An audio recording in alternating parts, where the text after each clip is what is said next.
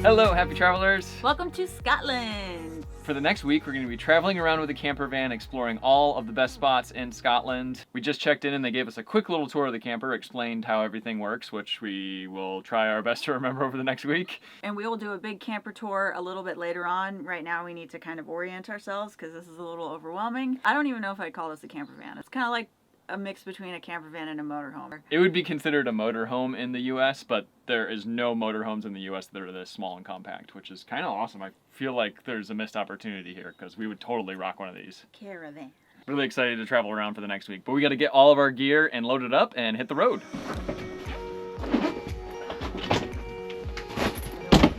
Why do we pack such big bags?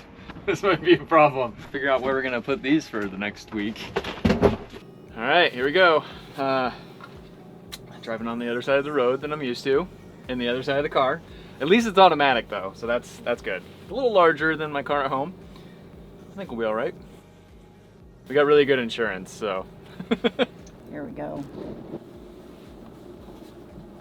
They're just letting us leave. We're just going. So which side of the road do we go on? How you going? Not gonna lie, it's a little nerve-wracking. This thing's huge. And yeah, just trying my best to not hit anything and Be in the right lane. Be in the right lane. The correct lane. Yeah, the correct lane. Our first order of business is to get some groceries because we have 8 nights with this beauty. So obviously we're gonna be eating quite a few meals. Not all of them. First thing you go for? I got Jaffa cakes. Jaffa cakes. Yum. All right, I think we're going for breakfast essentials first. Coffee, the most important thing. Not be getting any of that. I'm guessing 60 pounds. So I said all that was gonna be 60 pounds. That ended up being 62 pounds 95. So I was pretty darn close, which is really good. Best thing about having a camper van is you just load it right in the fridge.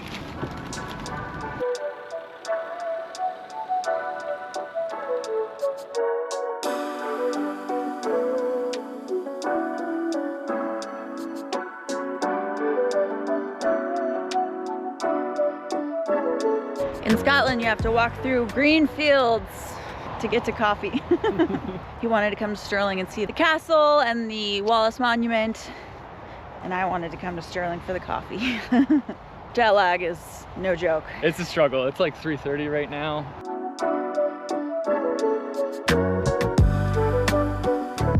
The cafe that we went to is called the Smith Cafe, and it is in the Stirling Smith Art Gallery. We got some coffees and some delicious cake, kind of keep us going for a few more hours. That cafe is owned by a friend I have through the Abandoned Project, my other YouTube and Instagram channel, who was just super nice. So we wanted to stop by and give them a little support.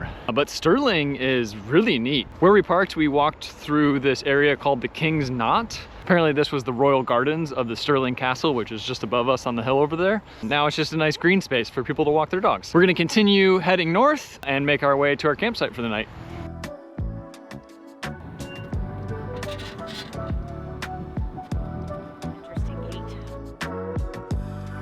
We made it to the town of Pitlochry, and it is so stinking cute.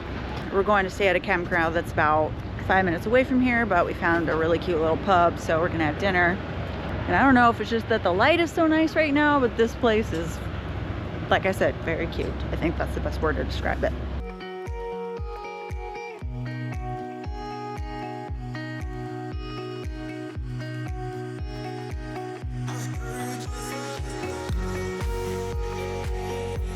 The campground we stayed at last night is about 5 minutes from the town we had dinner in, Pitlochry, and I wanted to spend the rest of the daylight there exploring because it's super, super cute Scottish town, so we got here after dark. But now that it's light again, we're going to do a van tour. I don't know if I can call this a van. Can I call it a van? Camper? Caravan? I'm not sure. All right, let's start with the outside. So this camper is on a diesel Fiat body made by Roller Team, and the model is T-Line. Just walking around the outside of it here. First thing you're gonna come to is your LPG gas. This is how you're gonna cook inside with the propane stove. This is also how you can heat when you're not hooked up to electricity. Just pops open like this. little latch to hold it open. Turn it on whenever you're using it, turn it off whenever you're driving. Pretty straightforward. This is the door, but we'll get to that in a minute. I don't know what this is. They didn't talk about that. This is a little storage locker. So we put our suitcases in here because there's not a lot of storage inside. There's a little bit of safety gear, some camp chairs. You're also gonna find your hose and your electric hookup for water and power. A little bit of storage up here, which Kelly has claimed as her own. I shoved all my clothes in there. It's my closet. Coming around the back here, this is how you access the cassette toilet. Ta-da! When you need to empty that out. Here's the electric hookup and the fresh water and your gray water release. Now Kelly will show you the inside. Welcome to my crib. So glad that opened on the first try. This door is on the passenger side of the vehicle, which is on a different side than America, which is crazy. When you first come to your little trash can here, which I had the foresight of buying trash bags. Yay me. Come on up. This caravan is pretty small. You can actually fit 4 people in here, but I think it's pretty much a perfect fit for 2. So you pretty much walk into your dining room area. You've got quite a bit of like banquette seating, which would easily fit 4 people. This table has a little latch on it, so you can kind of slide it to wherever it needs to go. It also goes down and all these cushions rearranged so you can have a bed here, which is really nice. The tanks and the batteries and the functions and everything are all under here, so there's no storage underneath the seating. So all the windows are really neat. So first of all, they have these like privacy shades, and then on the bottom you have your blackout shade. And then towards the back we have our kitchen area. So there's a little sink and also a stove with 3 burners, which is awesome. That runs off of propane. And you've got some storage up here, and this all came with the camper. You know, cups, plates, teapot because we're in the UK. Toaster, which is super cool. Everything latches shut because if not, that would be a disaster when you're driving down the road. It also has this tiny little propane oven, which is awesome, and I really want to use it because it's mini and tiny and I just love it. I don't know what we can cook in here, maybe those frozen pizzas we bought, but that's awesome. So you have more storage in these compartments. Everything latches, you press it in, then it comes out. All the kitchen stuff comes with your camper rental, cutting board, pots, pans, everything like that. And then when you close it, you push it back in and then it won't pop open when you're driving. So we have a really actually huge refrigerator, which is super cool. It's not like a dorm size. How do you open this? It's much bigger than a dorm size. As you can see, we have filled it. A nice sized freezer. Ta-da! So plenty of space for everything that you need, and that works all the time whether you're plugged in or not. And then on the other side of the fridge you have more storage. They include window covers for the front windows for when you're camping, so you can have some privacy. And then we have our pantry stuff in here, and ta-da! TV remote control lives here. I think that's all that's in there. Is it in here? Yes, it is. Haha. And spoiler alert, there's a TV. It's not hooked up to anything, but you've got a tiny little TV here, which is awesome.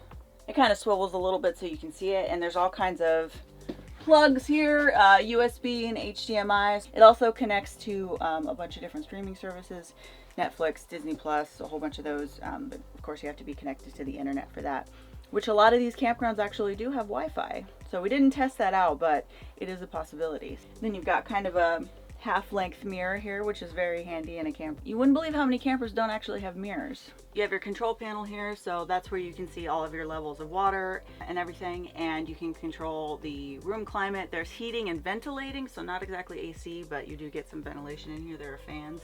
Electricity, you have to turn that on for the light switches. The water heaters up here as well. Everything that you want to control is up here in the control panel. Now, my favorite part of the whole camper is the bathroom. Yay! If you watched our videos from our 2 previous van rentals, neither of those had a bathroom. My number 1 question was about number 1.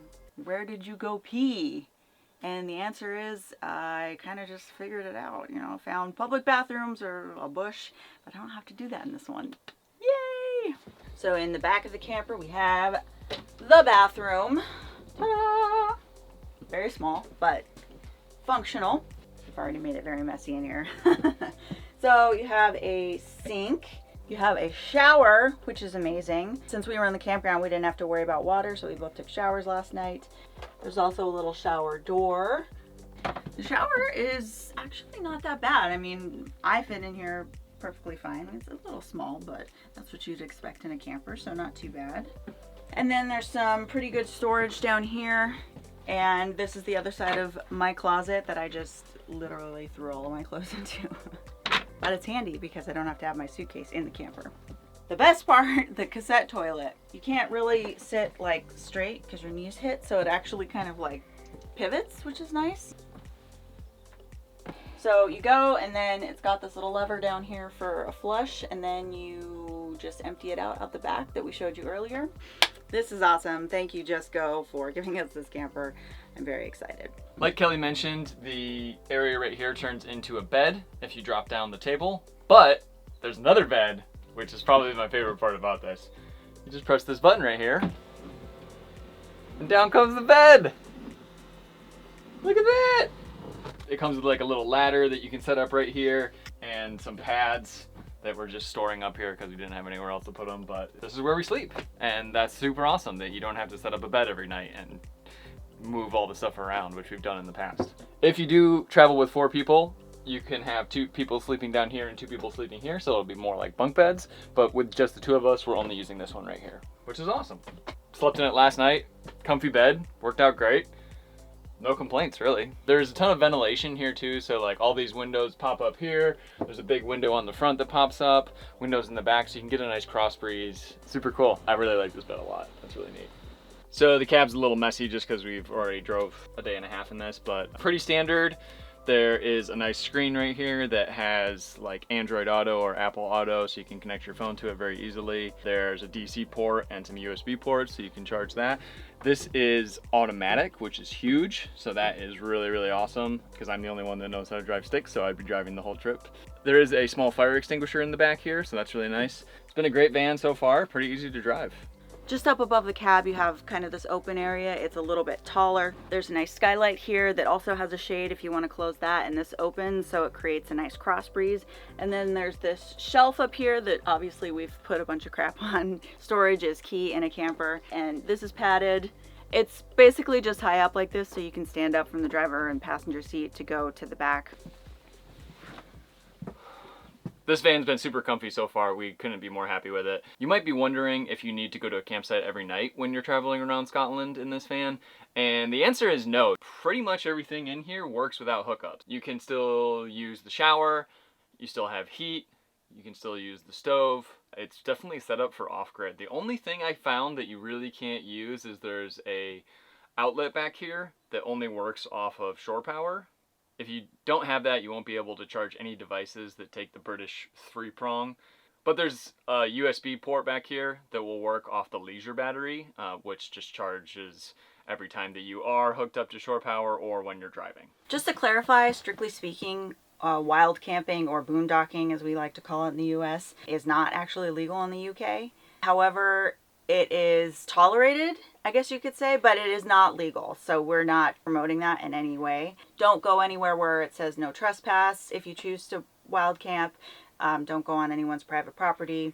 A really great app that we've been using so far is the Park for Night app. They actually promoted it in the office when we picked this up at the Just Go headquarters in Edinburgh. That's been awesome so far. We've really enjoyed using it. It shows all the campgrounds that are available in your area, how much they charge, what type of facilities they have. It also has parking areas that you can use overnight and you can use during the day, which is essential because a lot of the parking spots are pretty tiny and a lot of the turnarounds are pretty tiny. So to be able to find an area that is like big enough for a camper van is kind of essential when you come into some of these smaller towns.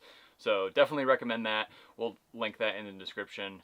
One of the benefits of staying in some of these developed campgrounds is there are a ton of facilities. They often have showers, nice bathrooms, stores, pools, all kinds of good stuff like that, and Wi-Fi, which is really awesome. But if you are not at a campground, we've been using data on our phones. We use eSIMs, and our favorite provider for that is called AirAllo, We'll link it in the description below, and if you use our code, you get $3 off your first eSIM, which is awesome. Yeah, they're really affordable. I think we picked up 5 gigs for 15 bucks. We've been connected pretty much the whole time, so that's really awesome because you can use Google Maps or Waze or whatever you need to navigate. So I think that's going to be it for this video, but we've got a ton of awesome stuff that's going to be coming up over the next week. We're traveling around Scotland for 8 days in this camper. Be sure to hit the subscribe button and follow along. Until our next video, this is Kelly and Kevin from the Awkward Tourists. That's us. Peace out. And what better animal to represent Scotland than Highland Coos? Hello.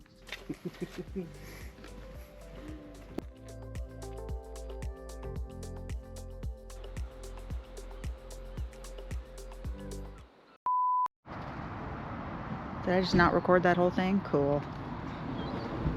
I swear I did.